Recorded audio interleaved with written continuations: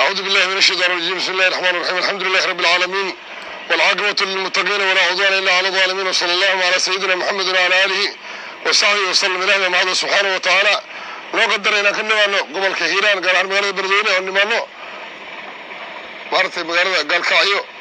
Ilaahay subxaanahu wa ta'aala ayaa mahad iskale gaar ahaan qaybta Puntland meesha aan joogno waa Galkacyo. waxa weeye waa meesha xarunta quraansaarka laga furay ama laga furi doono insha Allah ta'ala waxay ku taallaa xaafadda Israa. meesha waa Himilo, waa meesha kubadda lagu ciyaaro Himilo la yiraahdaa. iskuulka ama jaamacadda Dhagacaade, meesha iskuulka jaamacadda ku Dhagacaade ayay ku dhowdahay Himilo. marka qof walba muslim insha Allah ta'ala waxaan rajaynayaa in qofka Ilaahay uu waafajiyo ka faa'iideysan doono. in badan baa waxa ay anu joogo Galdood reer Galkacyo aad bay xiriireen imaanaysa ma loo imaanaysa marka balan baan qaaday ana insha Allah waa iman doona. Ilaahay waa qadaray maanta insha Allah inay shaqeyso maanta Galkacyo imaado.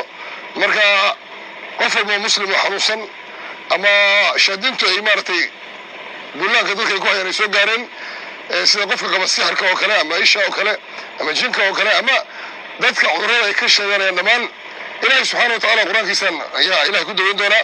Ilaahay waana ka shaqeynaa waxaan meesha yaalo dadku maartay waxa weeye waxay leeyihiin dadku isku mid maaha. dad baa farxi doona, dadna way nixi doonaan. markuu nixi doona waxay leeyihiin ninkan wuxuu wataa ninkan kitaab Ilaahay wa sunnatu nabiy sallallahu alayhi wasallam. kitaabka Ilaahay jalla wa ala uu sheegay inuu dawo yahay subxaanahu wa ta'aala.